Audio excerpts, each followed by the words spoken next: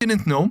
And one of the places you saw it for the first time, this was, 8 years ago when I published Homo Deus, this was happening. I didn't pay attention to it either. In Myanmar, Burma, the country formerly known as Burma, Facebook was basically the internet, and certainly the biggest social media platform. And in the 2010s, the algorithms of Facebook in Myanmar, they deliberately spread terrible conspiracy theories and fake news about the Rohingya minority in Myanmar, which led to an ethnic cleansing. Of course, it was not the only reason. There was deep-seated hatred towards Rohingya much before. But this kind of propaganda campaign online, on Facebook, contributed to an ethnic cleansing campaign between 2016 and 2017, 2018, in which thousands of Rohingya were killed, tens of thousands were raped, and hundreds of thousands were expelled.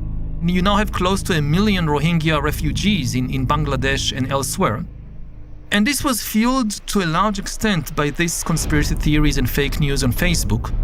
And at the time, the executive of Facebook they didn't know even the Rohingya existed.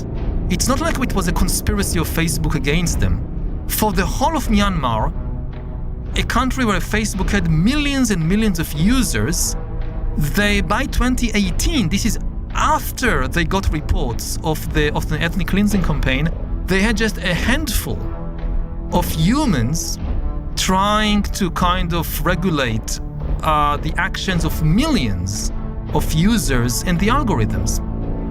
And they didn't even speak Burmese. Like when the algorithm chose, okay, I'll show people this hate-filled conspiracy theory video in Burmese, nobody in Facebook headquarters spoke Burmese.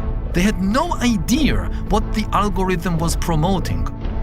The key thing is not to absolve the humans from responsibility. It's to understand that even very primitive AIs, and we are talking about, 8 years ago, not things like ChatGPT today. Still, the decisions made by these algorithms to promote certain content had far-reaching and terrible consequences. In Myanmar, they were not just producing conspiracy theories. They were producing, there are millions of users producing, cooking lessons and biology lessons and sermons on compassion from Buddhist monks and conspiracy theories. And the algorithms made the decision to promote the conspiracy theories. And this is just kind of a warning of look what happens with even very primitive AIs. And the AIs of today, which are far more sophisticated than in 2016, they too are still just the very early stages of the AI evolutionary process. Again, we can think about it like the evolution of animals. Until you get to humans, you have 4 billion years of evolution. You start with microorganisms like amoebas, and it took billions of years of evolution to get to dinosaurs and mammals and humans. Now, AIs are at present at the beginning of a parallel process. The ChatGPT and so forth, they are the amoebas of the AI world. But AI evolution is not organic. It's inorganic, it's digital, and it's millions of times faster.